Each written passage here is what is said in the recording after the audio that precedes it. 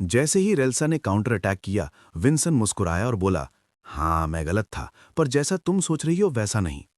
उसने अपनी तलवार की मूठ को कसकर पकड़ा और उसकी शॉक एब्जॉर्ब करने वाली पावर को जगा दिया।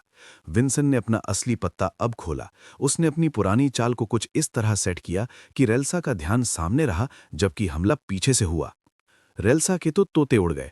उसने सोचा, भाई ये लड़का नंगे हाथों मेरे वार रोक रहा है और महज 1 महीने में मेरी चालें पढ़ना भी सीख गया। तभी विंसन ने अपनी एक खतरनाक तकनीक छोड़ी, double sword strike variation. Vinson के उस जुड़वा तलवार वाले हमले ने रेल्सा के चारों तरफ की जमीन फाड़ दी। जोरदार धमाकों और शॉक वेव्स ने पूरे अखाड़े को तहस नहस कर दिया।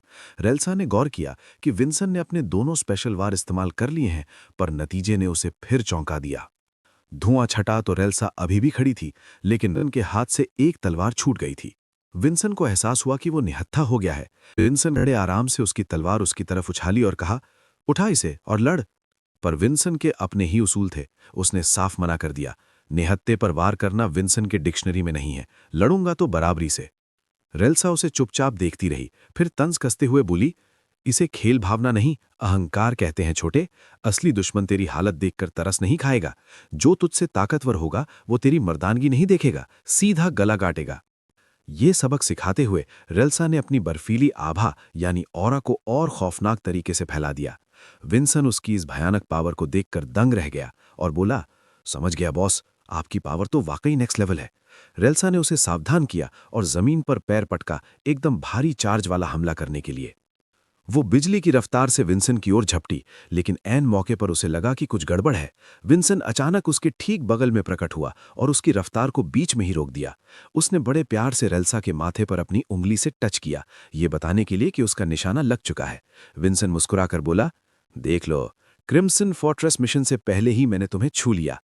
रेल्सा हक्की बक्की रह गई। उसने पूछा, जब तेरी तलवारें मुझ तक नहीं पहुंच पाई तो तूने ये कैसे किया? विंसन ने राज खोलते हुए कहा कि उसने रेल्सा को सीधा काटने के बजाय ड्वार्फ किंग की पावर से उसके चारों तरफ की सुरक्षा करने वाली माना की लेयर को ही काट दिया था। रेल्सा उसकी इस कामयाबी पर फिदा हो गई और मानी कि ये लड़का उम्मीद से हमेशा 4 कदम आगे रहता है। उसने अपना वादा निभाते हुए विंसन को वो राज बताने का फैसला किया जो वो जानना चाहता था। उसने अपनी पावर यानी गैलेक्सी वाली पावर के बारे में बताना शुरू किया। उसने अपने हाथों के बीच उस पावर का एक चमकता हुआ सिंबल यानी चिन्ह बनाया। बाद में एक कमरे में रेल्सा और वो सुनहरी बालों वाली रूह देख रहे थे कि कैसे विंसेंट शर्ट उतारकर ध्यान लगा रहा है और उस गैलेक्सी वाली पावर को अपने शरीर में उतार रहा है। रेल्सा हैरान थी कि जिस रास्ते को समझने में सालों लगते हैं, विंसेंट ने उसे सिर्फ 2 दिन में पूरा कर लिया। विंसेंट अपनी कमर के पास माना को समेटकर ध्यान लगा रहा था। हवा में वॉन्डरर का वो चमकता हुआ निशान और भी तेज रोशनी देने लगा। उसका गोरा दोस्त बेचारा घबराया हुआ था। उसे डर था कि कहीं ये बढ़ती हुई एनर्जी छत में छेद न कर दे। तभी उसकी आंखें फटी की फटी रह गईं। मैदान में कुछ अजूबा होने वाला था। विंसेंट के पीछे सितारों वाली रोशनी में लिपटी एक रहस्यमयी औरत प्रकट हुई, खुद गैलेक्सी वॉन्डरर। कहानी अब पहुंचती है उस दूर दराज के क्रिम्सन फोर्ट्रेस में। किले के अंदर डीन वर्गन हेडमास्टर हरका को डांट रहे थे क्योंकि मैडम ने कागजात का ढेर लगा रखा था।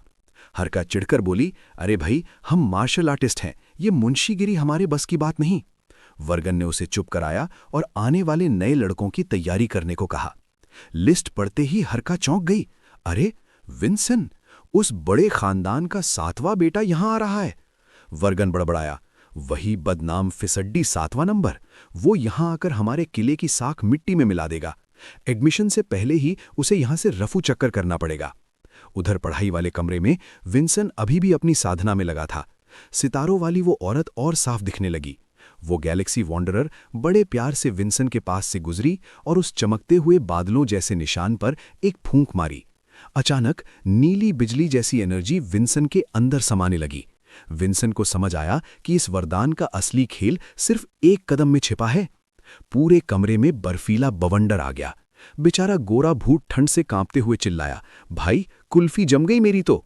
रेल्सा ने समझाया कि इस चाल की खासियत यह है कि बर्फ पर चलने के बाद भी पैरों के निशान नहीं छूटते। विंसन ने इस तकनीक को नाम दिया फ्रॉस्ट वॉक। उसी रात विंसन और उसका साथी नक्शा लेकर बैठे। साथी ने समझाया कि क्रिम्सन फोर्ट्रेस कोई मामूली स्कूल नहीं बल्कि फौज का गढ़ है। उसने बताया कि कैसे पुराने जमाने के हीरो आर्सेलॉन ने यहीं पर राक्षसों को धूल चटाई थी। विंसन को लगा कि शायद वहां आर्सेलॉन की कोई वसीयत या एक और ड्रैगन स्केलेटन मिल जाए, लेकिन जूलियन ने एक नया पत्ता खोला। उसने बताया कि वहां असली खजाना तो हेमनली फ्रूट है, एक ऐसा जादुई फल जो मरे हुए में भी जान फूंक दे। कहा जाता है कि ये पूरा किला ही उस पेड़ की रखवाली के लिए बना है। जूलियन ने हिसाब लगाया कि अगर वो फल मिल गया तो विंसन का सड़ता हुआ हेवनली एक्सोस्केलेटन ठीक हो जाएगा और उसकी जान बच जाएगी। जूलियन ने कसम खाई कि अब चाहे जो हो जाए वो इस जादुई फल का राज सुलझा कर ही रहेंगे। विंसन ने भी कमर कस ली, क्योंकि उसके पास अब मुश्किल से 9 साल बचे थे। जूलियन कहीं गायब था तो विंसन दूसरी किताब पढ़ते हुए उसे आवाज लगाता है।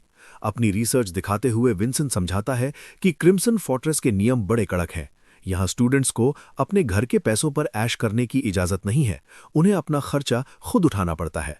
जूलियन साफ करता है कि ये नियम इसलिए है ताकि बड़े खानदानों के बिगड़े शहजादे पैसों के दम पर गुंडागर्दी ना कर सकें।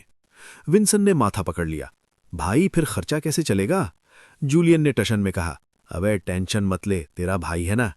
उसने खुलासा किया कि विंसन ने 6th मैजिक टावर में पैसा इन्वेस्ट किया है। ये टावर जादुई उस्तादों को तैयार करने के लिए मशहूर है, जहां लोग रिसर्च में पैसा लगाते हैं और बदले में तगड़ा मुनाफा कमाते हैं। कहानी अब उस जादुई टावर की लैब में पहुंचती है जहां कागजात बिखरे पड़े हैं। यहां हमारी मुलाकात होती है वारनेली पकोटा से, जो एक युवा जादूगरनी है और विंसन के इन्वेस्टमेंट की बदौलत अब इस टावर की को-ओनर बन चुकी है। लेकिन ट्विस्ट ये है कि अगर ये मालकिन टपक गई तो विंसन का सारा पैसा पानी में मिल जाएगा। तभी वारनेली के दरवाजे पर दस्तक होती है। एक काला नकाबपोश अंदर आता है।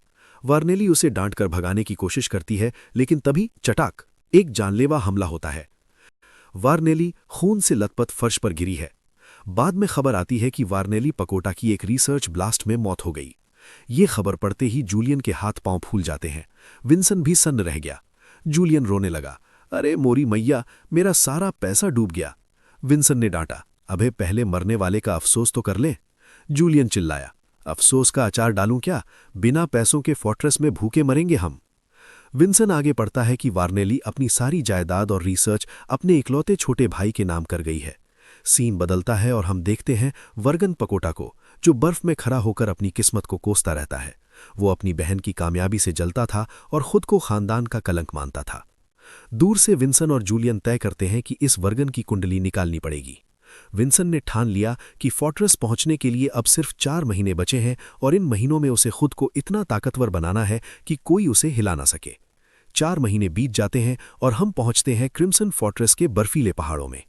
ट्रेन रुकते ही रेल्सा बताती है कि सुरक्षा कारणों से अब आगे का रास्ता पैदल ही तय करना होगा। विंसन अपना लबादा ओढ़कर अपने साथियों के साथ निकल पड़ता है। रेल्सा दूर से किला दिखाते हुए कहती है, अगर तुम इस रास्ते पर चलते रहे तो हेडमास्टर खुद तुमसे मिलने आएंगी। विंसन ने रेल्सा का दिल से शुक्रिया अदा किया। रेल्सा मुस्कुराई और बोली, अपना ख्याल रखना छोटे, मेरी स्वर्गवासी माँ भी तुम्हें देखकर आज बहुत खुश होती। विंसन की टोली बर्फ चीरते हुए आगे बढ़ती है और रेल्सा की गाड़ी शहर की तरफ मुड़ जाती है। किले के अंदर डीन वर्गन को खबर मिलती है कि यंग मास्टर विंसन बस पहुंचने ही वाला है। ये सुनकर कामचोर हेडमास्टर हरका का पारा चढ़ गया। वो चिढ़ ही रही थी, तभी उसका कम्युनिकेशन क्रिस्टल चमकने लगा और उसका ध्यान खिंच गया। क्रिस्टल से खबर आती है कि किले के पास राक्षसों ने आतंक मचाना शुरू कर दिया है। हरका जोश में उछल पड़ती है, चलो भाई, अब असली मजा आएगा, मैं खुद लड़ने जाऊंगी। लेकिन मैसेज भेजने वाला कहता है कि खतरा छोटा है, बस थोड़ी रीइंफोर्समेंट्स की जरूरत है। हरका ने शातिर मुस्कान के साथ ये सिरदर्द वर्गन पर डाल दिया और खुद रफ्फू चक्कर हो गई। जाते जाते विंसन का स्वागत का जिम्मा भी उसी पर छोड़ गई। वर्गन बेचारा चिल्लाता रह गया और हरका मैडम खिड़की से छलांग लगाकर गायब हो गई। चेले चपाटों ने पूछा, सर अब विंसन का क्या करें? मैडम तो निकलनी। वर्गन ने दांत पीसते हुए कहा, उस छोकरे को तो मैं खुद ही देख लूंगा। वो टेलीपोर्ट होकर किले की बाहरी दीवार पर पहुंचा, जहां पहरेदारों ने उसे सल्यूट मारा। वर्गन ने दूरबीन उठाई और नीचे रास्ते पर देखा। उसकी आंखें फटी की फटी रह गईं जब उसने देखा कि विंसन के साथ कोई और नहीं बल्कि खुद रेल्सा है। वर्गन को यकीन नहीं हुआ कि गैलेक्सी वॉन्डरर वाली इतनी ताकतवर लेडी इस फिसड्डी लड़के की बॉडीगार्ड बनी फिर रही है।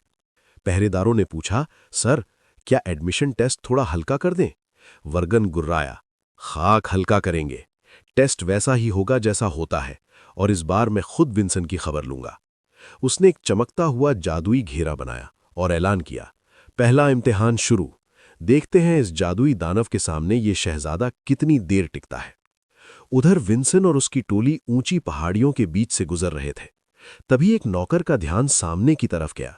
सामने पहाड़ की चोटी पर क्रिम्सन फोर्ट्रेस किसी डरावने साये की तरह खड़ा था। अचानक किले से एक जादुई रोशनी आसमान में उठी और पूरे जंगल में एक दहला देने वाली दहाड़ गूंज उठी। भारी भरकम पंजों की आहट बर्फ को चीरती हुई उनकी तरफ बढ़ने लगी। विंसन समझ गया, लगता है भाई लोगों ने स्वागत की तैयारी पहले ही कर ली है। उसने अपनी तलवार म्यान से बाहर निकाली। उसकी आंखों में वो 4 महीने की रगड़ाई की चमक थी जो उसने रेल्सा के साथ की थी। अंधेरे में 2 नीली आंखें चमकती हुई दिखाई दीं। सामने साक्षात ब्लू आइड व्हाइट टाइगर खड़ा था, बर्फीले पहाड़ों का वो शिकारी जिससे शेर भी खौफ खाए। विंसन के साथी तो थर-थर कांपने लगे, पर विंसन एकदम शांत था। उसने बुदबुदाया, तभी तो मुझे यहां आना पसंद नहीं था। उसने अपने साथियों सीरी और विल्सन को हिदायत दी, जैसे ही मैं इसे उलझाकर गायब हूं, तुम लोग पीछे मुड़कर मत देखना, सीधा किले की तरफ भागना। विंसन ने दहाड़ते हुए शेर की तरफ दौड़ लगा दी ताकि उसका ध्यान अपने दोस्तों से भटका सके। उसे पता था कि ये शिकारी हमेशा सबसे तेज भागने वाली चीज का पीछा करता है। शेर गुस्से में उसके पीछे हो लिया। विंसन का दांव काम कर गया। पर भागते भागते विंसन को कुछ अजीब लगा।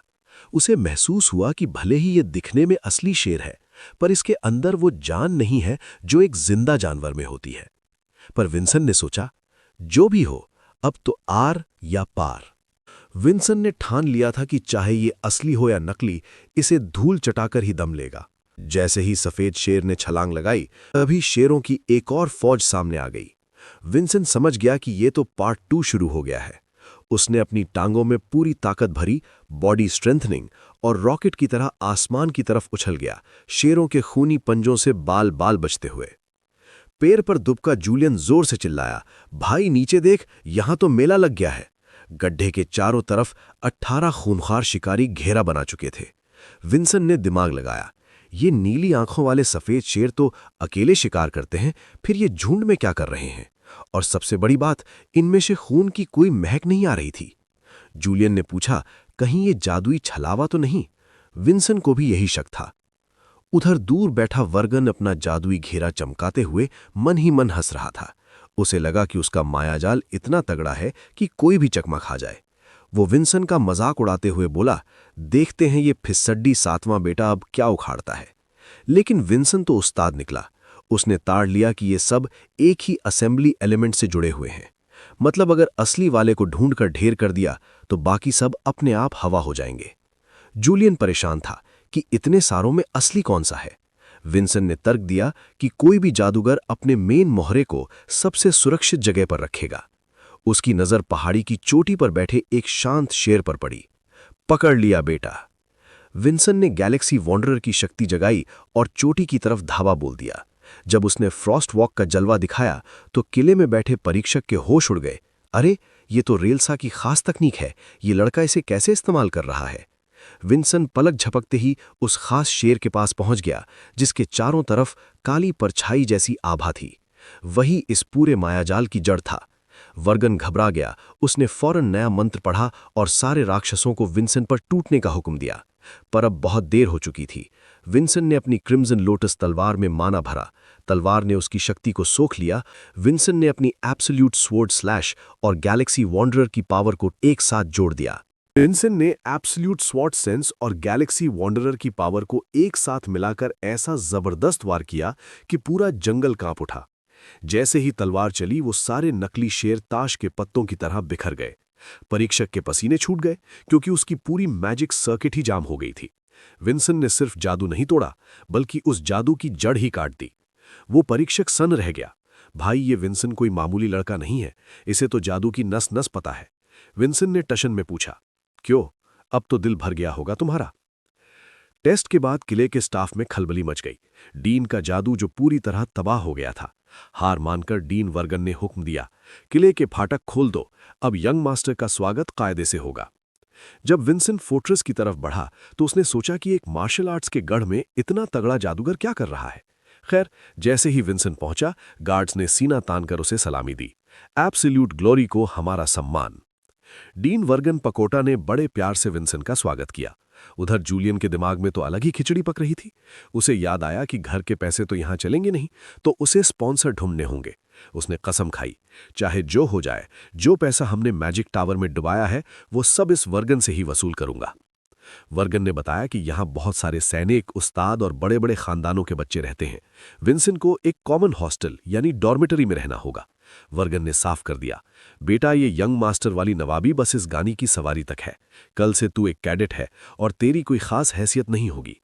तभी वर्दी में दो लड़कियां विंसन को देखकर आपस में बातें करने लगीं। एक बोली, वाह, ये लड़का कैडेट यूनिफॉर्म में तो जहर लगेगा। वर्गन ने बताया कि विंसन की वर्दी आने में थोड़ा वक्त लगेगा, तब तक उसे इंतजार करना होगा। विंसन ने पूछा कि उसकी रैंक क्या होगी। वर्गन ने समझाया, यहां सब रैंक 9 से शुरू करते हैं। साल में 2 बार प्रमोशन का टेस्ट होता है। जब तू रैंक 1 पार कर लेगा, तब जाकर तू एक असली मार्शल आर्टिस्ट और ग्रेजुएट कहलाएगा। विंसन ने हिसाब लगाया कि उसके पास ग्रेजुएशन के लिए 4.5 साल है और उससे पहले उसे हेवनली फ्रूट ढूंढना ही होगा, वरना उसकी जान को खतरा है। तभी वर्गन ने एक टेढ़ा सवाल पूछा, सच बता विंसन, क्या तूने जानबूझकर उस नीली आंखों वाले शेर को मारा था जो मेरे जादू का सेंटर यानी कोर था, या ये बस एक तुक्का था? विंसन ने जब साफ साफ कह दिया कि उसने जानबूझकर उस असेंबली एलिमेंट को ही निशाना बनाया था, तो वर्गन की बोलती बंद हो गई। वो सोचने लगा कि मार्शल आर्ट्स वाले खानदान का ये लड़का जादू की इतनी बारीक समझ कैसे रखता है। विंसन ने बड़े स्वैग में जवाब दिया, देखो भाई, मार्शल आर्ट्स में मैं जरा हाथ तंग था, इसलिए मैंने बाकी किताबों में दिमाग लगा लिया। आखिर ज्ञान ही तो असली पावर है। वर्गन मन ही मन सोचने लगा, इतना होनहार और कॉन्फिडेंट बच्चा फिसड्डी कैसे हो सकता है? इसमें तो कुछ खास बात है। तभी विंसन ने सीधा बम फोड़ा, ये बताओ वो जादुई हेवनली फ्रूट कहाँ मिलेगा? वर्गन को लगा कि बच्चा अभी भी कहानियों की दुनिया में जी रहा है। उसने हंसते हुए कहा, बेटा, वो फल खुद अपना मालिक चुनता है, तू बस मेहनत कर, किस्मत रही तो मिल जाएगा। जूलियन समझ गया कि डीन को भी लगता है कि यह सब सिर्फ एक अफवाह है। खैर, गाड़ी रुकी और विंसन अपने नए ठिकाने रेजिडेंस हॉल 5 के सामने खड़ा था। वर्गन ने उसे रैंक 9 का सुनहरी सूरज वाला बैज दिया। विंसन ने उसे अपने लबादे पर जमकाया और वही मशहूर नारा दोहराया, एब्सोल्यूट ग्लोरी को मेरा प्रणाम। जैसे ही विंसन ने अपने कमरे का दरवाजा खोला, अंदर का नज़ारा देखकर सन रह गया। वहां पहले से ही कैडेट्स की 2 लाइनें लगी थीं और माहौल एकदम भारी था। जूलियन की नज़र एक हट्टे-कट्टे लाल बालों वाले लड़के पर पड़ी और उसके चेहरे का रंग उड़ गया। वो था मलोन अडेना। अडेना खानदान का छठा बेटा और रैंक 9 का लीडर। मलोन ने विंसन को देखते ही जहर उगला, अरे देखो, हमारा नक्कारा भाई यहां भी आ गया। जूलियन को पुरानी यादें तड़पाने लगी कि कैसे इस जालिम भाई ने उसे कचरा तक खाने पर मजबूर किया था। विंसन के दिमाग में भी उस अपमान की कड़वी यादें ताज़ा हो गई। उसने देखा कि मलोन की दादागिरी यहां भी कम नहीं हुई है। जूलियन ने दांत पीसते हुए पूछा, भाई, खानदान का नाम मिट्टी में मिलाने के जुर्म में इसकी धुलाई कर दूं? विंसन ने हरी झंडी दे दी, बिल्कुल, आज कसर मत छोड़ना। विंसन मुस्कुराते हुए मलोन के पास पहुंचा और उसका हाथ थाम लिया। अरे भाई, तुम यहां? बड़ी खुशी हुई देखकर। सब हैरान थे कि विंसन इतना प्यार क्यों दिखा रहा है, पर अगले ही पल विंसन का चेहरा बदल गया। उसने मलोन का हाथ जोर से भींचा और ठंडे लहजे में बोला, पर भाई, हम इतने भी करीब नहीं हैं कि तुम मुझसे इस तरह बात करो। मलोन को लगा था कि घर से दूर यहां फोर्ट्रेस में उसकी दादागिरी चलेगी, पर उसे क्या पता था कि विंसन अब वो पुराना फिसड्डी नहीं रहा। विंसन ने जब ताना मारा कि इतने सालों बाद भी मलोन रैंक 9 पर ही अटका है, तो मलोन का पारा 7वें आसमान पर पहुंच गया। अपनी भड़ास निकालने के लिए मलोन ने काइजन नाम के एक बेचारे कैडेट को आगे बुलाया और जोरदार थप्पड़ जड़ दिया। वो चीखा, इसे कहते हैं स्वागत। अगली बार अगर ये नया लड़का जबान चलाए तो इसका मुंह तोड़ देना। बेचारा काइजन डर के मारे थर थर कांपने लगा। बाकी कैडेट्स मन ही मन सोच रहे थे कि मलोन अपने ऊंचे खानदान के नाम पर कलंक है। विंसन ने जब आर्सेलोन का नाम सुना तो उसके कान खड़े हो गए। मलोन ने विंसन को डराने के लिए उनके खूंखार बड़े भाई काजिन की याद दिलाई, जिससे विंसन कभी थर थर कांपता था। जूलियन को लगा कि विंसन डर गया है। वो उसे आवाज देने लगा, लेकिन अगले ही पल विंसन ने मलोन का कॉलर पकड़ा और एक ऐसा मुक्का रसीद किया कि मलोन के दांत बच गए। पूरे कमरे में सन्नाटा छा गया। सब पसीने पसीने हो गए कि ये नया लड़का कर क्या रहा है। मलोन ने अपनी चोट सहलाई और पागलों की तरह हंसते हुए बोला, लगता है तू मेरी प्यार वाली लाठी को बहुत याद कर रहा है छोटे। विंसेंट ने उसे घूरते हुए सोचा। जमाना बदल गया है भाई, अब सिर्फ मार्शल आर्टिस्ट होने से काम नहीं चलता, कलेजा भी चाहिए। उसने मलोन का गला दबोचा और उसे उठाकर पटखनी दे दी। मलोन बर्फ से ढके फर्श पर औंधे मुंह जा गिरा। विंसेंट पूरे टशन में खड़ा हुआ और चिल्लाया, सुन लो सब, मार्शल आर्टिस्ट सिर्फ सम्मान की वजह से डरते हैं, खौफ की वजह से नहीं। अगर असली योद्धा बनना है तो इस डर को कुचलना सीखो। मलोन अब पूरी तरह बौखला गया था। उसने लाल बिजली की ताकत जगाई और दहाड़ते हुए अपनी तलवार निकाल ली। तेरी इतनी हिम्मत कि तू अपने ही कमरे में मुझे चुनौती दे? वो विंसेंट पर जानलेवा हमला करने के लिए झपटा। जूलियन घबरा गया कि मामला हाथ से निकल रहा है, पर विंसेंट शांत था। उसे पता था कि इस लड़ाई को वो अपने फायदे के लिए इस्तेमाल कर सकता है। उधर किले के पास इला गांव में हेडमास्टर हरका ने हरे राक्षसों का ढेर लगा दिया था। गांव वाले उनका शुक्रियादा अदा कर रहे थे। हरका मजे से बूढ़े सरपंच को दारू की दावत दे रही थी। तभी डीन वर्गन भी वहां पहुंच गया। उसने चुटकी लेते हुए कहा, मुझे भी एक पैक दो भाई, इस पागल बॉस के साथ काम करके मेरा स्ट्रेस लेवल बढ़ गया है। मजाक मस्ती के बीच बात फिर विंसेंट पर आ गई। हरका ने पूछा, क्या सच में उस लड़के ने तेरे असेंबली एलिमेंट काट दी? वर्गन ने माना कि विंसेंट ने वो चीज ढूंढ ली जो हरका जैसी 7 स्टार योद्धा ने भी कभी नहीं सुनी थी। हरका ने नाक सिकोड़ते हुए विंसेंट की तुलना दूसरे खानदान के वारिसों से की, लेकिन उसके मन में अब विंसेंट के लिए एक अजीब सी जिज्ञासा जाग चुकी थी। डीन वर्गन हाफते हुए फोर्ट्रेस वापस पहुंचे क्योंकि उन्हें खबर मिली थी कि दोनों भाई विंसेंट और मलोन अखाड़े में एक दूसरे का गला काटने को तैयार हैं। हॉस्टल के इंस्ट्रक्टर ब्रॉन ने घबराते हुए बताया कि विंसेंट की जिद पर ही उसने इस मुकाबले की मंजूरी दी है। वर्गन ने बात संभाली और ऐलान किया, चलो भाई, अब जो होगा यहीं अखाड़े में होगा, हार जीत ही अब इंसाफ करेगी।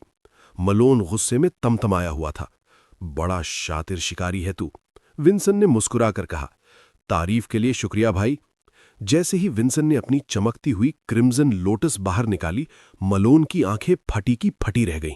वो चिल्लाया, अबे ये नकली खिलौना लेकर बापू की नकल कर रहा है क्या? अगर ये तलवार असली निकली तो मैं अपना दाहिना हाथ दांव पर लगा दूंगा। विंसेंट की आंखें लाल हो गईं। उसने ठंडे लहजे में कहा, याद रखना मलोन, ये वादा तूने खुद किया है, अब भुगतने के लिए तैयार रहे।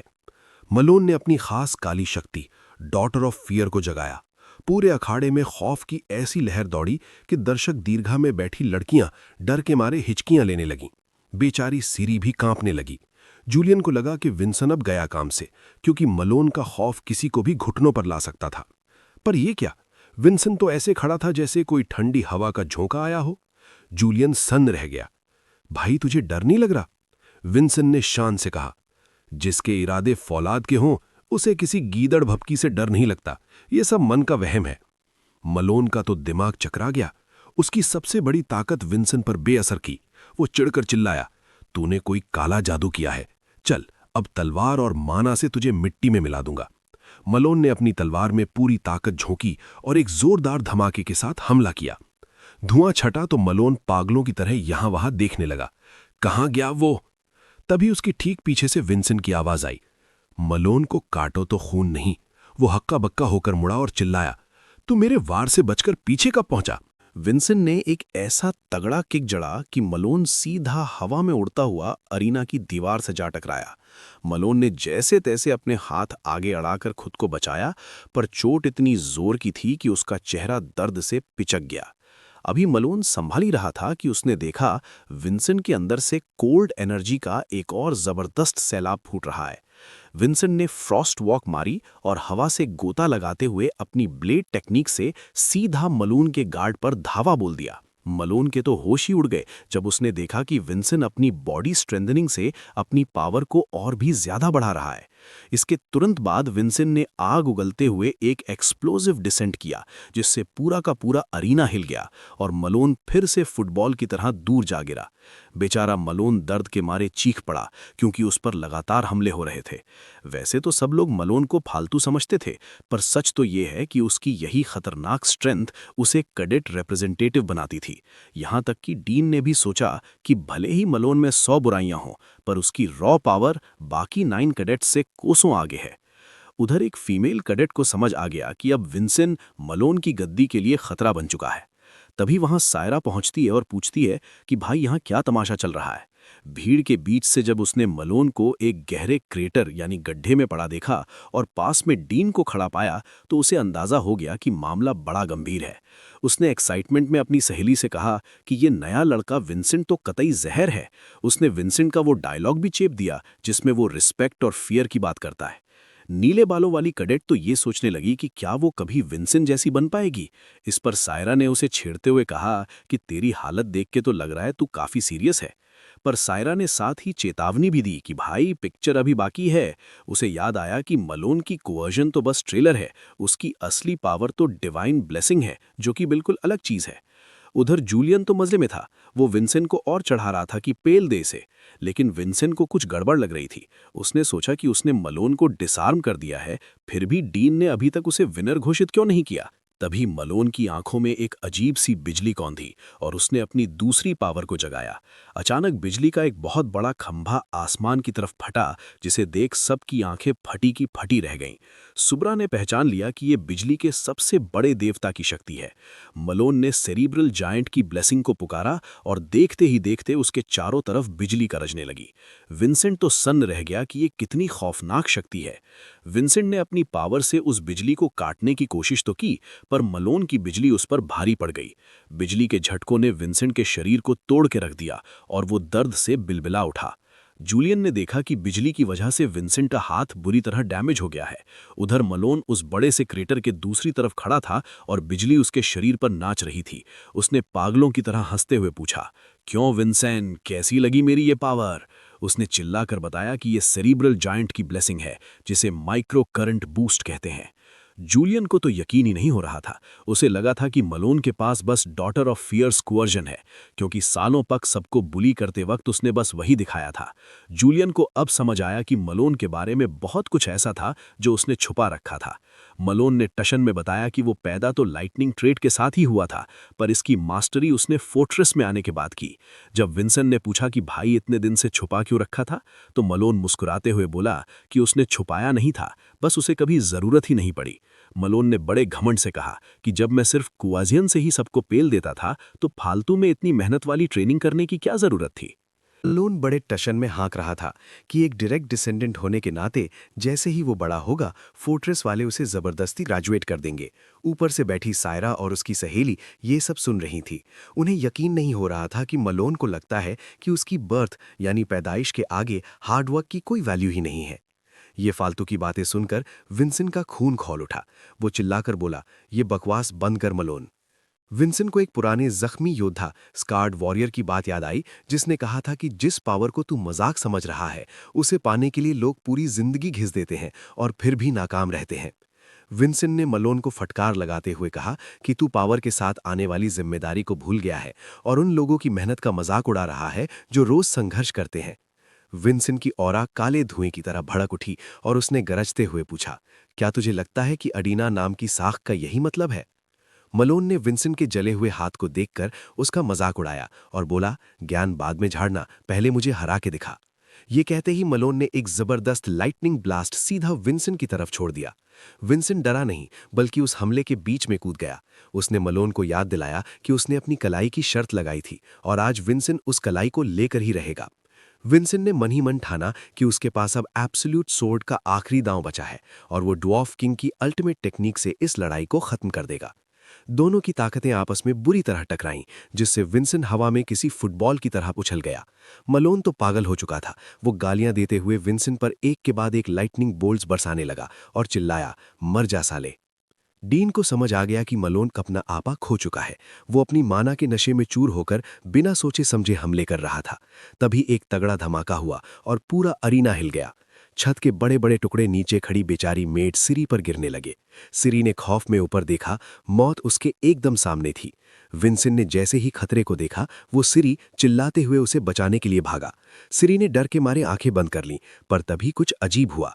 जब उसने आंखें खोलीं तो देखा कि डीन साहब उसके ऊपर एक बहुत बड़ा नीला मैजिक सर्कल बनाकर खड़े हैं, जिसने मलबे को चूर चूर कर दिया। डीन ने पूछा कि क्या वो ठीक है और कांपती हुई सिरी ने हाँ में जवाब दिया। डीन ने फौरन ब्राउन को ऑर्डर दिया कि सारे कैडेट्स को यहाँ से बाहर निकालो। डीन ने सिरी को सुरक्षित जगह टेलीपोर्ट करने की कोशिश की, पर वो अपने यंग मास्टर यानी विंसेंट के लिए रुकी रही। तभी डीन को महसूस हुआ कि सिरी के अंदर एक माना का सैलाब उमड़ रहा है, जिसे देख वो दंग रह गए, जबकि बेचारी सिरी खुद कंफ्यूज थी। उधर मलोन अपनी लाइटनिंग आर्मर पहनकर पागलों की तरह हंस रहा था और विंसेंट को बाहर आकर लड़ने के लिए ललकार रहा था। विंसेंट ने नोटिस किया कि मलोन की पावर भले ही तगड़ी है, पर उसमें बहुत सारी यानी ओपनिंग्स है। उसने सोचा कि वो फ्रॉस्ट वॉक का इस्तेमाल करके उसके सेंटर में घुस जाएगा। भारी चोटों के बावजूद विंसेंट ने खुद को झोंक दिया। वो क्रिम्सन लोटस लेकर धमाकों के बीच से मलोन की तरफ लपका। एक बहुत बड़ी छलांग मारने के बाद विंसेंट का शरीर जवाब देने लगा। उसे समझ आ गया कि अब वो फ्रॉस्ट वॉक को बस एक और आखिरी मूव के लिए बचा सकता है। अरीना की हालत एकदम खस्ता हो चुकी थी। चारों तरफ मैना करंट्स का बवंडर घूम रहा था और कोई इस तबाही को देख पा रहा था। डीन को अपनी गलती का एहसास हुआ कि उसने इस मामले को जरूरत से ज्यादा खींचने दिया। उसने फौरन एक तगड़ा मैना बैरियर कास्ट किया ताकि दोनों एडना भाइयों की इस जंग को अंदर ही रोका जा सके। देखते ही देखते एक नीले रंग की लेयर्ड दीवार ने विंसेंट, मलोन और डीन को एक सीलबंद घेरे में कैद कर दिया। विंसेंट ने मन ही मन खुद को कोसा, क्योंकि उस बैरियर की वजह से अब उसके पास मलोन के हमलों से बचने के लिए जगह बहुत कम बची थी। दूसरी तरफ मलोन अपनी ही धुन में था। उसे लगा कि डीन ने बैरियर बनाकर उसका साथ दिया है। उसने चढ़ाते हुए पूछा, क्यों विंसेंट, अब क्या उखाड़ लेगा? विंसेंट सोच में पड़ गया कि इस हालत में एब्सोल्यूट स्वॉर्ड स्लैश मारना टेढ़ी खीर है। तभी जूलियन की आवाज गूंजी, भाई जरूरी नहीं कि तू एब्सोल्यूट स्वॉर्ड स्लैश सीधा मलोन पर ही चलाए, कहीं और भी तो निशाना लगा सकता है।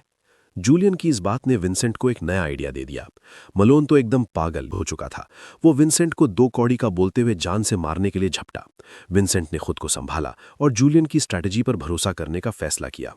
अपनी आखिरी बची कुची ताकत बटोरकर विंसेंट ने बैरियर के अंदर एक ऊंची छलांग मारी और सीधा मलोन की पावर के कोर की तरफ लपटा।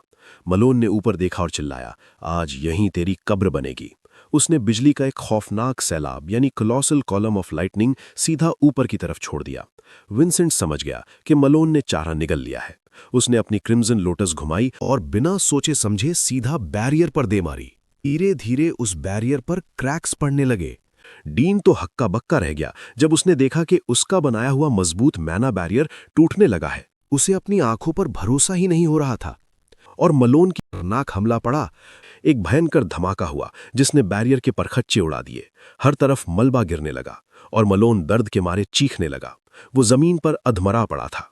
विंसेंट ने अपना पैर मलोन की छाती पर रखा और उसे याद दिलाया कि एक मार्शल आर्टिस्ट की जुबान सबसे बड़ी होती है। उसने कड़क आवाज में कहा कि पिताजी की दी हुई इस तलवार से वो अपने परिवार की इज्जत की रक्षा करेगा। मलोन गिड़गिड़ाने लगा, रुको भाई, मेरी बात तो सुनो। पर विंसेंट की आंखें गुस्से से लाल थीं। उसने कहा, मैं अपने बड़े भाई को झूठा बनते नहीं देख सकता। विंसेंट ने शर्त के मुताबिक क्रिम्सन लोटस का एक बिजली जैसा वार किया। एक ही झटके में मलोन का दाहिना हाथ कटकर हवा में उछल गया और खून की फुहारें छूट पड़ीं। डीन अपनी टूटी हुई बैरियर के बीच खड़ा सोच रहा था कि यह बैरियर इतना मजबूत था कि दुनिया की कोई ताकत इसे हिला नहीं सकती थी, पर विंसेंट ने इसे एक ही झटके में तबाह कर दिया। मलोन अपना हाथ कटा देख खौफ में चिल्ला उठा। तभी डीन ने ऐलान किया, मुकाबला खत्म, विजेता है विंसेंट एडेना। विंसेंट ने डीन की तरफ देखा कि उसने पहले दखल क्यों नहीं दिया। डीन ने शांत होकर जवाब दिया कि लड़ाई के दौरान जो बातें मलोन ने खुद कही थीं, उसी ने इस अंजाम को सही ठहराया। तभी किसी ने जोर से पुकारा, यंग मास्टर। एक नाइट एक प्रीस्ट के साथ भागता हुआ आया और बताया कि वो बुलावे के मुताबिक क्लेरिक को ले आया है। तभी प्रीस्ट शेवन एक सेक्रेट टोकन हाथ में लिए हड़बड़ी में वहां पहुंचा और चिल्लाकर पूछा, ये किसके पास सेकंड क्लास प्रीस्ट टोकन जैसा दुर्लभ आइटम है? विंसेंट बड़े आराम से कहा कि वो टोकन उसी का है। शेवन ने देखा कि जमीन पर करहा रहा घायल कैडेट कोई और नहीं बल्कि रैंक 9 का रिप्रेजेंटेटिव मेलोन है। उसे यकीन नहीं हुआ कि विंसेंट ने वाकई मेलोन को धूल चटा दी है, पर उससे भी बड़ी बात यह थी कि विंसेंट के पास इतना कीमती टोकन आया कहां से। विंसेंट ने बड़े टशन में जवाब दिया, मुझे बताया गया था कि इस टोकन का मतलब है जो इज्जत इसके असली मालिक की है वही मेरी भी होगी। शेवन समझ गया कि इशारा बड़े रुतबे की तरफ है। उसने अपनी हार मानते हुए कहा, मैं तो बस एक 5th क्लास प्रीस्ट हूं, मुझे इस टोकन के मालिक से सवाल करने का कोई हक नहीं है। इसके बाद प्रीस्ट ने विंसेंट के घाव भरने की पेशकश की और विंसेंट के हाथ में अपनी चमकती हुई हीलिंग पावर भर दी। उधर मेलोन जमीन पर पड़ा पड़ा गुस्से में हंस रहा था और चिल्लाया, साले विंसेंट, तू बहुत चालाक है, जल्दी मेरा घाव भी ठीक कर। विंसेंट थोड़ा हिचकिचाया और मुस्कुराते हुए बोला, भाई तेरा हाथ ठीक करना तेरे लिए सही रहेगा या नहीं, ये थोड़ा सोचने वाली बात है। मेलोन चकरा गया। विंसेंट ने उसे याद दिलाया कि तूने एक ऑफिशियल डुएल में अपनी दाहिनी कलाई की बाजी लगाई थी। अगर मैं तेरा हाथ जोड़ दूं तो तेरी ऑनरेबल लॉस यानी शानदार हार की तो धज्जियां उड़ जाएंगी। मेलोन को समझ आ गया कि विंसेंट उसे उसकी इज्जत और उसके हाथ के बीच फंसा रहा है। विंसेंट का भाई यानी जूलियन इस बदले का पूरा मजा ले रहा था और उसने मन ही मन ठान लिया कि चाहे जो हो जाए विंसेंट के साथ कभी पंगा नहीं लेना है। तभी बाकी कैडेट्स भी वहां दौड़ते हुए आए। उन्हें यकीन नहीं हो रहा था कि विंसेंट जीत गया है। विंसेंट ने मेलोन को आखिरी वार्निंग दी, जल्दी फैसला कर ले भाई, क्योंकि एक बार हाथ सूख गया तो कोई मिरेकल भी उसे वापस नहीं जोड़ पाएगा। दबाव में आकर मेलोन गिड़गिड़ाने लगा, प्लीज मेरा हाथ ठीक कर दो। पर जूलियन ने जानबूझकर अनसुना कर दिया और बोला, जरा जोर से बोल ताकि सब सुन सकें। अपनी बेइज्जती का घूंट पीते हुए मेलोन चिल्लाया, हाँ मेरी कोई इज्जत नहीं है, बस मेरा हाथ ठीक कर दो। मजा आने के बाद आखिर में जूलियन ने प्रीस्ट को मेलोन का इलाज करने को कहा। एक तगड़ा हीलिंग रिचुअल शुरू हुआ और मलबे और रोशनी के बीच मेलोन का हाथ जुड़ गया। पर प्रीस्ट ने चेतावनी दी कि इसे ज्यादा इस्तेमाल मत करना, क्योंकि ये इम्परफेक्ट ट्रीटमेंट है। बाकी कैडेट्स तो विंसेंट के मुरीद हो गए थे। एक लड़की ने शर्माते हुए पूछा, क्या मैं भी कभी आपकी जैसी बन सकती हूँ? विंसेंट ने उसे मोटिवेट करते हुए कहा, अगर तू अपने डर पर काबू पा ले तो अपनी लिमिट्स से भी आगे जा सकती है। वो लड़की एकदम लाल हो गई। ये सब देखकर मेलोन अंदर ही अंदर सुलग रहा था। उसे लगा कि सिर्फ एक जीत से विंसेंट सबका हीरो बन गया है। उसने एक पत्थर उठाया और उसमें बिजली की पावर भरते हुए सोचा कि विंसेंट की खोपड़ी उड़ा दे। वो चिल्लाया, मैं अभी भी यहाँ का राजा हूं। पर तभी एक इंस्ट्रक्टर ने उसे रोक दिया। उसने मेलोन को झाड़ते हुए कहा, मैं तेरी ये गुंडागर्दी सिर्फ इसलिए सह रहा हूं ताकि 1 महीने बाद होने वाले मैच के लिए तेरा हाथ ठीक हो जाए। मेलोन दुबक गया और उसने चुपचाप बात मान ली। 1 हफ्ते बाद वक्त आगे बढ़ा और स्क्रीन पर नाम आया, डीन वार्गन पगादो। विंसेंट अपने ऑफिस में कंडोलेंस की फॉर्मल प्रैक्टिस कर रहा था, एक हाथ सीने पर और दूसरा अपनी तलवार पर। उसका घोंसली एलाय उसकी तारीफ कर रहा था और समझा रहा था कि इस जमाने में शोक जताने का यही सही तरीका है। डीन वर्गन के ऑफिस में हवा भारी थी। वर्गन ने विंसेंट को आड़े हाथों लेते हुए कहा, बेटा, शोक जताने में बहुत महीने देर कर दी तूने। सच तो ये है कि तू और तेरी ये संवेदनाएं दोनों ही मुझे अजीब लग रहे हैं। वर्गन ने साफ कर दिया कि वो एक रिटायर्ड भाड़े का टट्टू है और विंसेंट एक रईस खानदान का चश्मो चिराग। उनके बीच कोई रिश्ता बन ही नहीं सकता। तूने मेरी और मेरी बहन वार्नेली की जासूसी की है, बता असली मकसद क्या है? जूलियन की तो घिग्गी बंद गई, पर विंसेंट एकदम शांत था। उसने सच उगल दिया, शुरुआत में तो मेरा इरादा सिर्फ आपकी टैलेंटेड बहन में इन्वेस्ट करना था ताकि भविष्य में मुनाफा मिले, पर आपकी कहानी सुनने के बाद मेरा इरादा बदल गया। विंसेंट ने कहा कि उसने वर्गन की जिंदगी में खुद की परछाई देखी, एक ऐसा बच्चा जिसे उसके खानदान और हालातों ने कुचल दिया था। विंसेंट ने कबूल किया, सच कहूं तो मैं बस आपसे दिल खोलकर बात करना चाहता था। वर्गन हंसा, पर उस हंसी में दर्द था। उसने बताया कि कैसे वो अपने जादूगर खानदान से भागकर एक मामूली सिपाही बन गया और अडेना की सरहदों पर लड़ा। उसने अपनी बहन और परिवार से सारे नाते तोड़ लिए। उसने विंसेंट से एक चुभता हुआ सवाल पूछा, जब इस नाम ने तुझे सिर्फ जख्म दिए तो तू अभी भी अडेना नाम से क्यों चिपका है? क्यों नहीं फेंक देता इस बोझ को? उधर हॉस्टल के कमरे में मलोन अकेला बैठा अपनी किस्मत को कोस रहा था। बाकी कैडेट्स हंस बोल रहे थे, पर मलोन को देखते ही सब चुप हो जाते। अपनी ही सल्तनत में मलोन अब एक अछूत बन चुका था। वो बिस्तर पर लेटा अपनी आंखें मूंदकर गुस्से में जल रहा था। विंसेंट, तुझे तो मैं मार डालूंगा। तभी अंधेरे में एक डरावनी आवाज गूंजी, क्या सच में उसे मारना चाहते हो?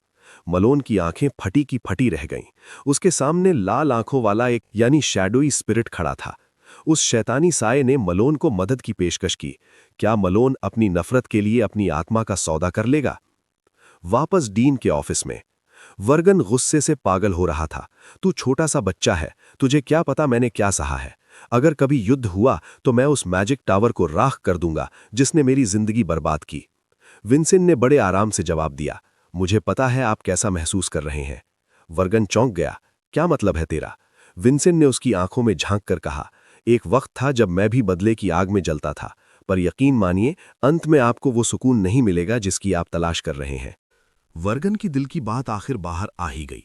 उसे बस अपनों का प्यार और थोड़ा सा साथ चाहिए था। अपनी माँ की वो ममता भरी झप्पी याद करते हुए उसे समझ आया कि विंसेंट ने पगोटा नाम सिर्फ इसलिए नहीं रखा कि वो खानदान से चिढ़ा हुआ है, बल्कि इसलिए रखा क्योंकि उसे अभी भी अपने परिवार से लगाव है। वर्गन अपनी कुर्सी पर निढाल होकर बैठ गया क्योंकि उसे अब एहसास हुआ कि नफरत नहीं बल्कि जज्बात ही उसे अपने परिवार से जोड़े हुए हैं। वो अपनी उस जीनियस और चमकती हुई बहन को याद करने लगा जिसकी उसने हमेशा तारीफ की और जिसके लिए दुनिया की बातें भी सही। पर उसने ये भी माना कि उसकी बहन की वही कामयाबी उसके लिए मुसीबत बन गई थी, क्योंकि लोग हमेशा उसकी तुलना अपनी बहन से करते थे और उसे नीचा दिखाते थे। इसी दबाव और बेइज्जती से तंग आकर वो घर से भाग गया था और सब कुछ छोड़ दिया था। वर्गन ने कबूल किया कि उसने विंसेंट को समझने में गलती कर दी। वो थोड़ा मुस्कुराया और बोला, बड़ा अजीब है कि आज मुझे विंसेंट जैसे लड़के से नसीहत मिल रही है। विंसेंट के सांत्वना देने के तरीके ने वर्गन को अपनी बहन की मौत के बाद खुद से सच बोलने की हिम्मत दे दी। वर्गन को लगा कि विंसेंट ने इसमें काफी बड़ा दांव खेला है। उसने खुश होकर विंसेंट को फोर्ट्रेस में स्पॉन्सर करने का फैसला कर लिया, जिससे विंसेंट के रहने खाने का सारा खर्चा अब वर्गन उठाएगा। ये सुनकर विंसेंट और उसका घोंसली पार्टनर खुशी से झूम उठे। बाद में उस भूत ने विंसेंट की बातों की जमकर तारीफ की। वो हैरान था कि कैसे डीन वर्गन जैसे बड़े बड़े धुरंधर विंसेंट की बातों में आ जाते हैं। उसने मजाक में कहा, भाई तू तो कतई बड़ा कॉनमैन लगता है, ठग। विंसेंट ने सफाई दी कि उसने जो भी कहा दिल से कहा था, पर भूत उसे चिढ़ाता रहा कि ये सब 500 साल के तजुर्बे का खेल है। उधर सिजन और वो बैंगनी बालों वाली लड़की ये सुनकर दंग रह गए कि विंसेंट ने उस खूसट डीन से स्पॉन्सरशिप झटक ली है। विंसेंट उनके पास गया और उन्हें आवाज दी। उस लड़की ने अपना नाम सालारा बताया, जो कि रैंक 9 की सेकेंडरी कैडेट रिप्रेजेंटेटिव है। उसने बताया कि लड़कों और लड़कियों के फ्लोर अलग होने की वजह से उनकी अब तक मुलाकात नहीं हुई थी। हाथ मिलाते ही उन्होंने मलोन की हरकतों और उसकी ड्यूटी के बारे में बात की। पर हाथ मिलाते ही विंसेंट को कुछ अजीब सा महसूस हुआ। उसे लगा कि सायरा की ऑरा उसकी मां की उस खास खूबी द वीकर जैसी है। सायरा ने अपनी असली पावर डिसर्नमेंट यानी परखने की शक्ति के बारे में बताया, जिससे वो दूसरों की ताकत और उनकी काबिलियत का अंदाजा लगा सकती थी। वो ये समझने की कोशिश कर रही थी कि आखिर विंसेंट ने मलोन को धोया कैसे, पर अपनी खास विजन से उसे विंसेंट के अंदर कुछ नहीं दिखा, सिवाय एक लाल क्रिम्सन ऑरा के जिसने विंसेंट की असली ताकत को छुपा रखा था। विंसेंट ने उसे ठंडे अंदाज में टोक दिया, मुझे वो लोग बिल्कुल पसंद नहीं जो हाथ मिलाते वक्त अपनी पावर से मुझे टटोलने की कोशिश करते हैं। सायरा ने फौरन माफी मांगी, पर वो मन ही मन हैरान थी कि विंसेंट को इसकी इस पावर का पता कैसे चला, जिसे बड़े बड़े इंस्ट्रक्टर्स भी नहीं पकड़ पाते। विंसेंट ने पूछा कि तुम लोग इतनी रात को बाहर क्या कर रहे हो। उन्होंने याद दिलाया कि रात में अकेले घूमना मना है, ताकि कोई ठंड में खो ना जाए। सब लोग बड़ी सिस्टम फॉलो करते हैं। सायरा ने डरते हुए बताया कि अकेले घूमना खतरनाक है, क्योंकि यहाँ डेविन की ईविल स्पिरिट भटक रही है। ये सुनते ही सिजन की सिट्टी पिट्टी गुम हो गई। पर जैसे ही विंसेंट ने डेविन का नाम सुना, उसने फौरन सायरा को पकड़ लिया और बड़ी बेसब्री से पूछा, ये डेविन की ईविल स्पिरिट के बारे में पूरी डिटेल में बता। घबराते हुए सायरा ने समझाना शुरू किया कि कैसे 500 साल पहले उस आर्च डीमन डेविन को हीरो किंग ने हराया था। सायरा ने आगे बताया कि वो पुरानी आत्माएं यानी रेमिनेंट्स आज भी लोगों को लालच देकर पैक्ट्स करती हैं, जिससे उन्हें बेहिसाब ताकत तो मिलती है, पर बदले में उनकी जान की बलि देनी पड़ती है। विंसेंट ये सुनकर सन रह गया। उसे आज तक लगता था कि डेविन की कहानी बस उसे बदनाम करने के लिए बनाई गई एक मनगढ़ंत अफवाह है, पर यहाँ तो हकीकत कुछ और ही निकली। हालांकि सायरा को खुद इन कहानियों पर शक था, पर विंसेंट समझ गया कि 500 साल पुरानी उस ईविल स्पिरिट का साया अब भी मंडरा रहा है। उधर अपने कमरे में मलोन उस खौफनाक लाल रूह के सामने खड़ा था। उसे यकीन नहीं हो रहा था कि ऐसी चीजें सच में होती हैं। उस रूह ने मलोन को उकसाते हुए कहा, मुझसे हाथ मिला ले, मैं तुझे वो सब दिला दूंगा जिसकी तू चाहत रखता है। मलोन बुरी तरह डर गया और कांपते हुए पूछा, क्या तू सच में डेविन की रूह है? उस रूह ने सवाल को टालते हुए बस इतना कहा, ये सब छोड़, ये देख कि तुझे क्या चाहिए।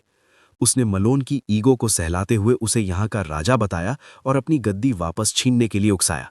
बस फिर क्या था, मलोन की आंखें लाल हो गईं और उसने हकलाते हुए इस काली शक्ति से हाथ मिला लिया।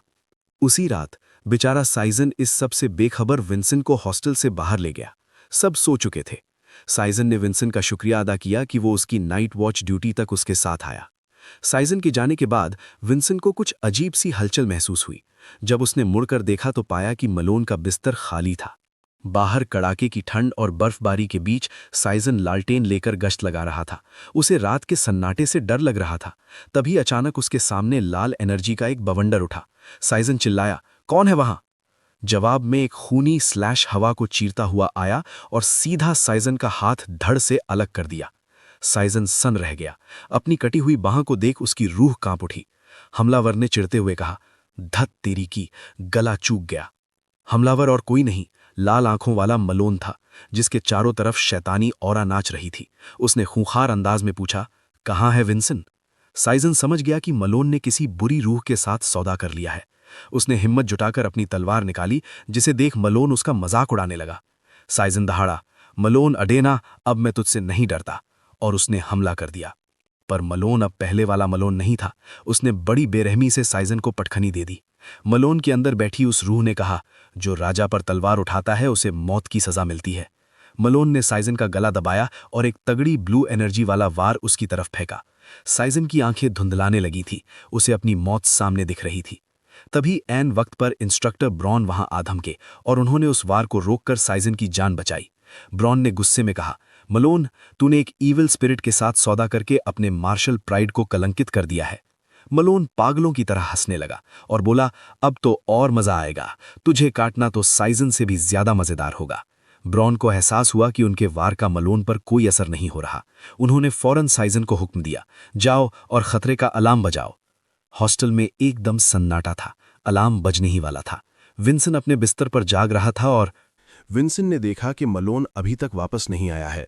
उसने चिढ़ते हुए सोचा कि साला बाहर ठंड में ठिठुरकर मर भी जाए तो मुझे क्या। पर जैसे ही अलार्म का शोर बढ़ा, विंसन झटके से उठ बैठा। बाकी कैडेट्स की भी नींद खुल गई। उन्होंने बताया कि इस अलार्म का मतलब है कि नाइट वॉच पर जो था उसके साथ कुछ बहुत बुरा हुआ है। जैसे ही विंसन को याद आया कि आज ड्यूटी पर उसका दोस्त सिजन है, उसके मुंह से चीख निकल गई, सिजन! विंसन और बाकी कैडेट्स गलियारों में भागने लगे। विंसन अपनी तलवार थामे सीढ़ियों से नीचे कूदा। रास्ते में उसे सलारा और बाकी लोग मिले। विंसन ने एल्ब्रा से पूछा कि भाई चल क्या रहा है, पर उसे भी कुछ पता नहीं था। तभी विंसन को हवा में खून की गंध महसूस हुई और उसका शरीर तन गया। मामला गंभीर देख उसने सलारा को ऑर्डर दिया, जल्दी अपने क्रिस्टल से डीन को कांटेक्ट कर। उसे समझ आ गया था कि अब किसी बड़े ऑफिसर की जरूरत पड़ने वाली है। पूरा ग्रुप गलियारों से होता हुआ बाहर की तरफ भागा। भागते भागते विंसन ने गौर किया कि अलार्म और मैना फ्लो दोनों रुक चुके थे, जिसका मतलब था कि पहली लड़ाई खत्म हो चुकी थी। विंसन ने दबे पांव सायरा से पूछा कि क्या हमारे पास कोई डिफेंसिव सील है जो हम इस्तेमाल कर सकें। विंसन को डर था कि अगर कोई कॉल नहीं आया तो इसका मतलब है कि दुश्मन जीत चुका है। सायरा ने दिमाग दौड़ाया और उसे एडेना के 7 बुनियादी सील्स में से ट्रायंगुलर डिफेंसिव सील याद आया, पर उसने हिचकिचाते हुए एक पेच फंसा दिया। विंसन, इस सील को टिकाने के लिए कम से कम एक 5 स्टार या उससे ऊपर का मार्शल आर्टिस्ट चाहिए, वरना ये ढह जाएगी। उसने सोचा कि अगर इंस्ट्रक्टर ब्रॉन मिल जाएं तो काम बन जाएगा। लेकिन जैसे ही वो लोग बाहर पहुंचे, उनके पैरों तले जमीन खिसक गई। जमीन पर खून के छींटे बिखरे हुए थे। तभी एक जख्मी शरीर उनके सामने से होता हुआ घिसटता चला गया। सुब्रा की आंखें फटी की फटी रह गईं जब उसने देखा कि वो और कोई नहीं बल्कि खुद इंस्ट्रक्टर ब्रॉन थे, जो खून से लथपथ और अधमरे हाल में पड़े थे। तभी उनके ऊपर एक खौफनाक लाल बवंडर बना और एक शैतानी आवाज गूंजी, आखिर मिल ही गए तुम सब। विंसन ने अपनी तलवार मयान से निकाली और उस लाल अंधेरे पर वार किया, जिससे एक नीला धमाका हुआ। अब विंसन के सामने गहरे लाल रंग की एक धुंध तैर रही थी। विंसन ने अपनी तलवार तानते हुए दहाड़ कर पूछा, कौन है बे तू, सामने आ। उस डिमोनिक एनर्जी के बीच से मलोन बाहर निकला और पागलों की तरह हंसते हुए बोला, वाह, मेरे सारे दुश्मन एक ही जगह जमा हो गए। विंसन को यकीन नहीं हो रहा था कि मलोन इतना गिर सकता है। बाकी कैडेट्स भी कांपने लगे। सायरा ने गौर से देखा तो उसे समझ आया कि मलोन के ऊपर उसी ईविल स्पिरिट डेविन का साया है, जिसने 500 साल पहले तबाही मचाई थी। विंसन तो अंदर से हिल गया। उसने मन ही मन सोचा, ये कैसे हो सकता है? अगर मैं खुद यहां मौजूद हूं तो वो रूह डेविन मलोन के अंदर कैसे हो सकती है? उसे शक होने लगा कि क्या वो अपनी किसी परछाई से लड़ रहा है। उस शैतानी आत्मा के कब्जे में मलोन ने दहाड़ते हुए कहा, आज मैं तुम सबको दिखाऊंगा कि तुम्हारा असली राजा कौन है। उसने अपनी लाल एनर्जी की एक खौफनाक लहर छोड़ी जो सारे कैडेट्स पर कहर बनकर टूटी। बेचारे कैडेट्स अपना सिर पकड़कर कराहने लगे। उस भारी ऑरा का दबाव इतना ज्यादा था कि सबकी सिट्टी पिट्टी गुम हो गई। कुछ कैडेट्स ने हिम्मत जुटाकर चिल्लाया, डरो मत, इस दबाव के आगे झुकना नहीं है। विंसन ने सबको जोश दिलाते हुए आवाज दी, तुम सब मार्शल आर्टिस्ट हो, अपनी तलवारें निकालो और बिना डरे सामना करो। विंसन की बातों ने जादू का काम किया और सारे कैडेट्स हथियार तानकर उसके पीछे खड़े हो गए। मलोन ये देखकर चिढ़ गया कि विंसेंट ने उसके कोअर्जन यानी दबदबे से सबको आज़ाद कर दिया है। विंसेंट अंदर से थोड़ा डरा हुआ था। उसने सोचा कि अगर इंस्ट्रक्टर ब्रॉन जैसा 5 स्टार योद्धा इतनी आसानी से ढेर हो गया तो क्या वो अकेले मलोन को रोक पाएगा। उसे समझ आ गया कि वो अकेला काफ़ी नहीं है और उसे उन रीइंफोर्समेंट्स यानी मदद का इंतजार करना होगा जो क्रिस्टल से मंगवाई गई हैं। तब तक के लिए उसने नौसिखिया रैंक 9 कैडेट्स के साथ मिलकर मलोन को उलझाए रखने का प्लान बनाया। विंसेंट ने सायरा से पूछा कि क्या तुझे वो डिफेंसिव सील पूरी तरह याद है। सायरा ने हाँ कहा तो विंसेंट ने उसे ऐलान करने को बोला कि हम सब मिलकर ट्रायंगुलर डिफेंसिव सील बनाएंगे। सायरा सन्न रह गई। उसने फिर याद दिलाया, भाई इस सील के सेंटर में रहने के लिए कम से कम 5 स्टार लेवल चाहिए, वरना तो पिचक जाएगा। विंसेंट ने अपनी बैंगनी ऑरा को चमकाते हुए बड़े टशन में कहा, उस सेंटर की जिम्मेदारी मैं लूंगा। सायरा ने टोका कि तेरे पास तो 5 स्टार की पावर भी नहीं है और ना ही कोई इमेजरी, तू तो सील बनते ही ढेर हो जाएगा। पर विंसेंट ने उसकी जिम्मेदारी याद दिलाई, तू कैडेट रिप्रेजेंटेटिव है, वो फैसला कर जिससे सबकी जान बचे। सायरा को उसकी बात माननी पड़ी। उसने सबको ऑर्डर दिया, सब अपनी जगह लो, विंसेंट सेंटर में रहेगा और हम ट्रायंगुलर डिफेंसिव सील बनाएंगे। मलोन दूर खड़ा मजाक उड़ा रहा था, उस सील के बोझ से मरने से अच्छा है मेरे हाथों मर जाओ। पर विंसेंट ने पलटवार किया, अगर इस सील ने तुझे रोक लिया तो तेरी उस ईविल स्पिरिट की बड़ी थू-थू होगी। घमंड में चूर मलोन इसके लिए राजी हो गया। विंसेंट के भाई ने उसे फ्रॉस्ट वॉक का इस्तेमाल करके भागने की सलाह दी, पर विंसेंट ने कहा कि अपनों को छोड़ना उसे मंजूर नहीं है। उसने सबको पोजीशन लेने को कहा। जैसे ही नीली एनर्जी चमकने लगी, विंसेंट को महसूस हुआ कि मैना का बोझ उसके शरीर को तोड़ रहा है, पर वो पत्थर की तरह जमा रहा ताकि बाकी कैरेट्स का हौसला ना टूटे। मलोन जोर जोर से हंसने लगा, देख लो अभी से इसके घुटने टिक रहे हैं। पर तभी वो चमकती हुई त्रिकोणीय दीवार पूरी तरह बनकर तैयार हो गई और विंसेंट उसकी सबसे आगे वाले पॉइंट पर खड़ा था। मलोन दंग रह गया कि ये सील उसकी पावर को कैसे झेल रही है। उसे एहसास हुआ कि विंसेंट अकेले उस पूरी सील का भयानक वजन अपनी छाती पर झेल रहा है। विंसेंट ने अपनी तलवार उठाई और मलोन को ललकारा, बस इतना ही दम है क्या तुझमें? मलोन एकदम आग बबूला हो गया। उसने एक और भी भयंकर हमला तैयार किया और चिल्लाया, इसकी नकल तो कभी नहीं कर पाएगा। वो लाल धमाकों वाली एनर्जी में लिपटकर सीधा उस बैरियर की तरफ एक बुलेट की तरह झपटा। लाल और नीली बिजलियां आपस में टकरा रही थीं और विंसेंट को महसूस हुआ कि मलोन की लाइटनिंग उस शैतानी आत्मा यानी डेविन की वजह से पहले से कहीं ज्यादा घातक हो गई है। मलोन पागलों की तरह बैरियर पर प्रहार कर रहा था और चिल्ला रहा था, थरो थरो डर के मारे आज कोई नहीं बचेगा। विंसेंट और बाकी कैडेट्स उस भारी दबाव के नीचे दबे जा रहे थे। एक लड़की तो अपना सिर पकड़कर बैठ गई, उसे अपनी मौत सामने दिख रही थी। तभी उस लाल अंधेरे के बीच आर्च डीमन डेविन की दहकती हुई आंखें दिखाई दीं। उसे तमाशा देखने में मजा आ रहा था। वो बोला, यही तो मैं देखना चाहता था, तुम्हारी आंखों में ये खौफ। विंसेंट ने सबको हिम्मत दी, डरो मत, हम मार्शल आर्टिस्ट हैं, हमें सिर्फ काबिल दुश्मनों की इज्जत करनी चाहिए, मलोन जैसे गद्दार से डरने की जरूरत नहीं है। सायरा ये देखकर हैरान थी कि 14 साल का ये लड़का न सिर्फ पूरी सील का वजन उठा रहा है बल्कि सबका हौसला भी बढ़ा रहा है। उसने तय किया कि वो हाथ पर हाथ धरे नहीं बैठेगी। उसने चिल्लाकर ऑर्डर दिया, रैंक 9 कैडेट्स मेरे इशारे पर अपनी पूरी माना झोंक दो, 1 2 3। जैसे ही सबने अपनी ताकत लगाई, सील ने पलटवार किया और मलोन दर्द के मारे चीख उठा। पर गुस्से में अंधे होकर मलोन ने फिर हमला किया और कैडेट्स को 2 कौड़ी का बोलने लगा। विंसेंट ने उसे चेतावनी दी, हार मान ले मलोन, मदद बस पहुंचने ही वाली है, वक्त हमारे साथ है, अगर अभी सरेंडर कर देगा तो शायद जान बच जाए। लेकिन डेविन की रूह ने मलोन के कान भरे, भूल गया तुझे इन सबको मारना था। गुस्से में पागल होकर मलोन बोला, मुझे बस इन्हें तड़पते हुए देखना है, चाहे इसके लिए मेरी जान ही क्यों न चली जाए। विंसेंट ने महसूस किया कि मलोन की माना पत्थर जैसी सख्त होती जा रही है, एक बहुत बड़ा हमला आने वाला है। मलोन ने अपनी पूरी ताकत अपने हथियार में भर दी और एक विनाशकारी प्रहार सीधा विंसेंट पर किया। उस धमाके से पूरी जमीन हिल गई, पत्थर गोलियों की तरह उड़ने लगे और कैडेट्स की चीखें गूंज उठीं। सायरा ने एक दूसरे कैडेट को बचाने के लिए खुद को उड़ते हुए पत्थर के आगे झोंक दिया। विंसेंट का ब्लू बैरियर अब चटकने लगा था। लाल रंग की शैतानी लहरें कवच को चीरकर अंदर घुस रही थीं। विंसेंट समझ गया कि रक्षा कवच अब टूटने ही वाला है। मलोन ने हवा से गोता लगाते हुए आखिरी वार किया, अब सब खत्म। विंसेंट ने अपनी तलवार संभाली और खुद को उस टक्कर के लिए तैयार किया। जैसे ही दोनों की ताकतें टकराईं, वहां लाल और सफेद रोशनी का एक ऐसा तूफान उठा कि कुछ दिखाई नहीं दे रहा था। पर जब धुआं छटा तो विंसेंट दंग रह गया। वे सब अभी भी खड़े थे। वहां खून से लथपथ लेकिन होश में खड़ा साइजन दिखाई दिया, जो अभी भी अपनी तलवार थामे फॉर्मेशन का हिस्सा बना हुआ था। सायरा की चीख निकल गई, साइजन तेरी ये हालत! मलोन की आंखें फटी की फटी रह गईं। उसे लगा था कि उसने इंस्ट्रक्टर ब्रॉन के साथ साइजन का भी काम तमाम कर दिया है, पर साइजन का शरीर कांप रहा था, पर उसकी आंखों में डर का नामो निशान नहीं था। उसने दहाड़ कर कहा, मलोन, मैंने पहले ही कहा था कि अब मैं तुझसे नहीं डरता। मलोन गुस्से में अपने दांत पीसने लगा। उसे यकीन नहीं हो रहा था कि ये कल के छोकरे अभी भी उसके सामने टिके हुए हैं। वो चिल्लाया, मुझे ऐसे घूरना बंद करो, तुम्हारी हिम्मत कैसे हुई मुझसे टक्कर लेने की। सायरा सबको ढांढस बंधा रही थी कि बस थोड़ी देर और रुक जाओ, जबकि मलोन के हमले उस कमजोर पड़ती सील की धज्जियां उड़ा रहे थे। विंसेंट को दिख रहा था कि सील अब अपने आखिरी दम पर है। तभी अचानक विंसेंट की आंखें फटी की फटी रह गईं। उसे हवा में एक अजीब सा रास्ता दिखाई दिया, जैसे सितारों की कोई लकीर, कॉन्स्टेलेशन लाइक ट्रेजेक्ट्री उसके और मलोन के बीच खिंची हो।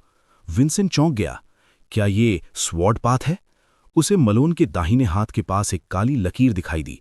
उसके मन में युद्ध छिड़ गया। क्या वो बचाव करता रहे या इस गिरती हुई सील के बीच ही हमला कर दे? लाल शैतानी एनर्जी उसे जकड़ रही थी और सील पर मकड़ी के जाले जैसे दरारें पड़ने लगीं। विंसेंट ने फैसला कर लिया। उसने सायरा को वार्निंग दी, सील टूटने वाली है, सब खुद को संभालो।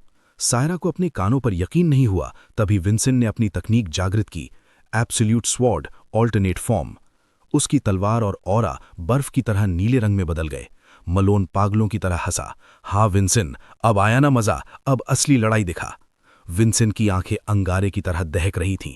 उसने अपनी तकनीक गैलेक्टिक वॉन्डरर से सीधा मलोन पर हमला बोला, पर वार करने के बाद विंसेंट ने चिढ़कर अपनी जीभ दबाई। हमला अधूरा रह गया था। उसे समझ आया कि सिर्फ रास्ते को फॉलो करना काफी नहीं था, उसे एक और गहरा जख्म देना होगा। मलोन उसका मजाक उड़ाने लगा। बस इतना ही दम था। मलोन ने एक और खौफनाक बर्निंग अटैक तैयार किया और बोला, अब तुझे जिंदा भून दूंगा। उसने लाल पावर का एक विशाल कंभा सीधा विंसेंट की तरफ छोड़ दिया। सायरा और साइजन डर के मारे चिल्ला उठे, विंसेंट! विंसेंट जख्मी था और लाल ऑरा में लिपटा हुआ था, फिर भी वो तलवार लेकर हवा में दोबारा उछला। उसे एहसास हुआ कि उसका बायां हाथ बुरी तरह चोटिल है और वो तलवार ठीक से पकड़ नहीं पा रहा, पर उसने हार नहीं मानी। अब पीछे हटने का सवाल ही नहीं उठता।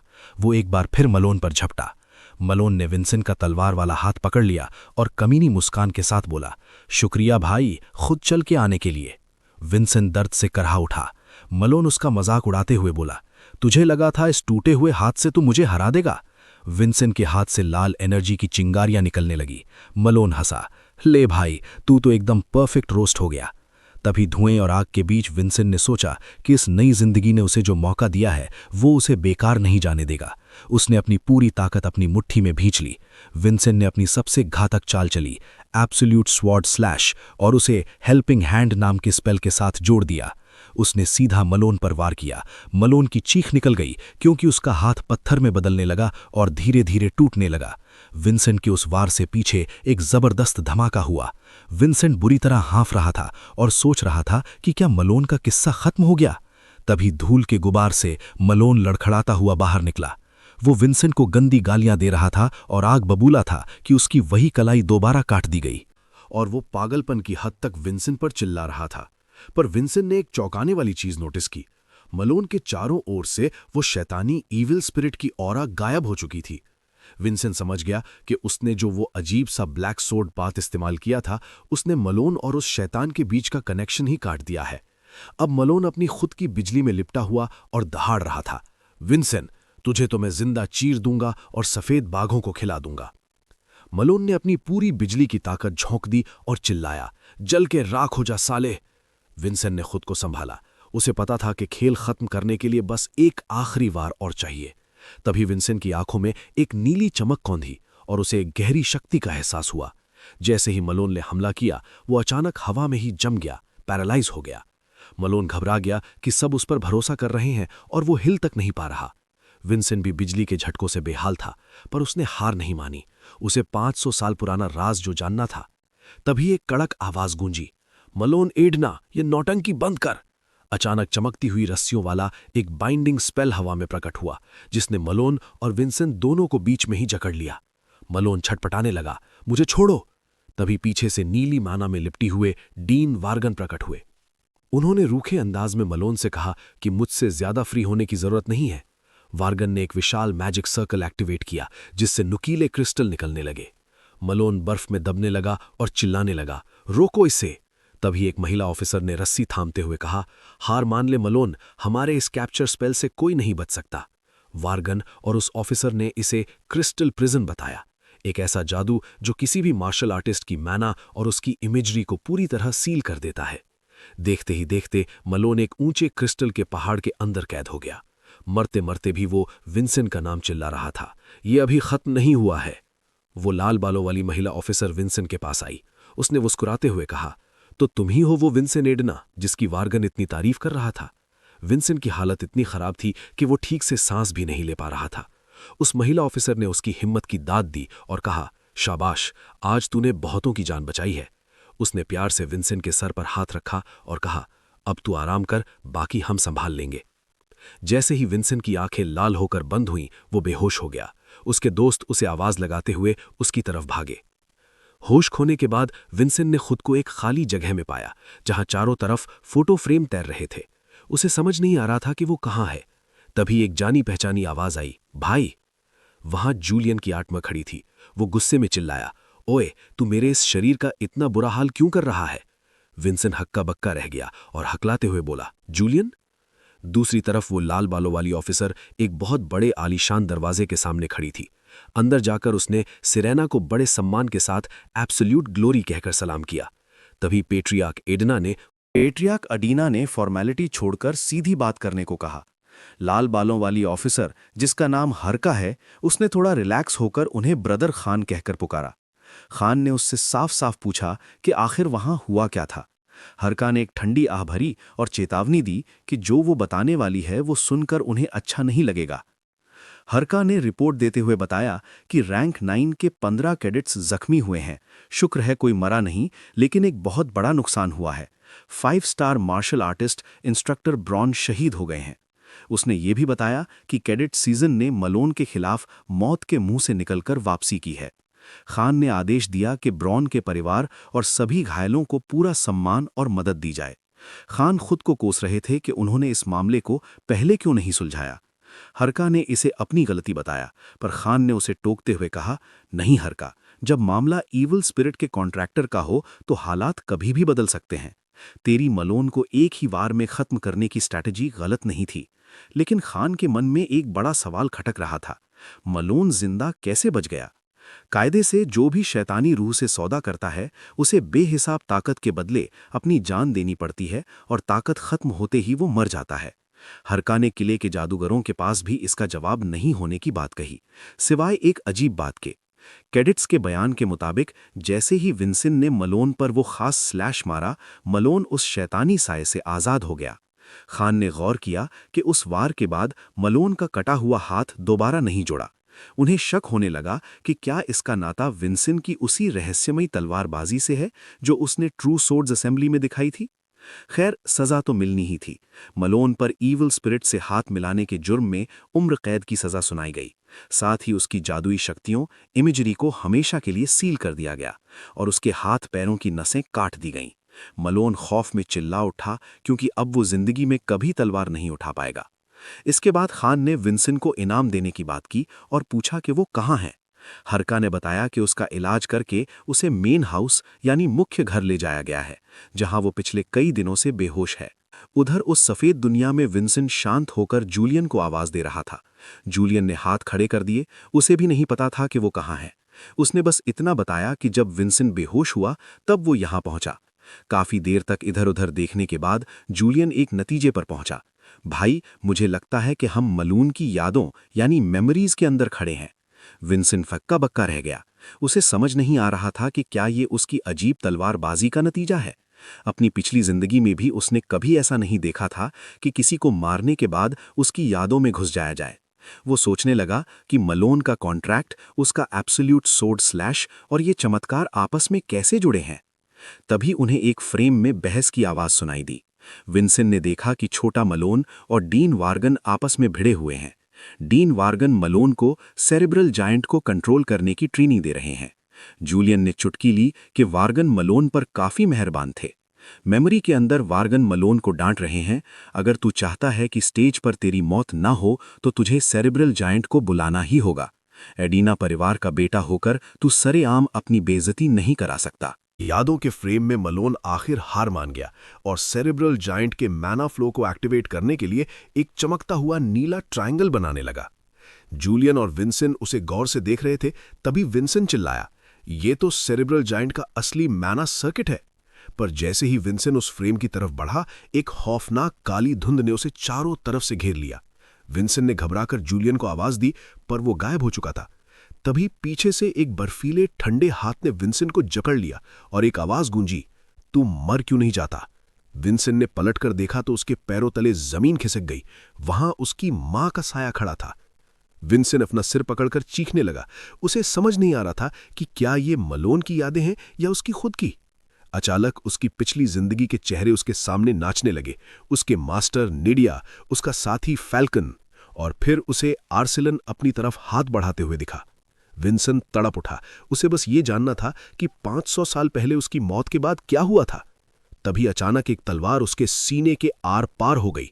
उस दर्द और उन तस्वीरों के बीच उसे याद आया कि उस वक्त वहां एक और शख्स मौजूद था, काजिन। नजारा बदला और विंसेंट ने खुद को 500 साल पुरानी उसी सेमियन जेल में जंजीरों से जकड़ा हुआ पाया। सलाखों के पीछे से एक साया बोला, ताकत सच को नहीं छुपा सकती। जब विंसेंट ने चिल्लाकर उसकी पहचान पूछी तो वो साया और कोई नहीं, खुद आर्सेलन था। वो रोते हुए कसम खा रहा था कि चाहे जो वो जाए, वो विंसेंट के नाम पर लगा कलंक धोकर रहेगा। तभी तैरते हुए पत्थरों के रास्ते से एक नीले बालों वाला रौबदार शख्स विंसेंट की तरफ बढ़ा। विंसेंट दंग रह गया। क्या ये बड़ा हो चुका आर्सेलन है? उसने आर्सेलन को हमेशा छोटा ही देखा था।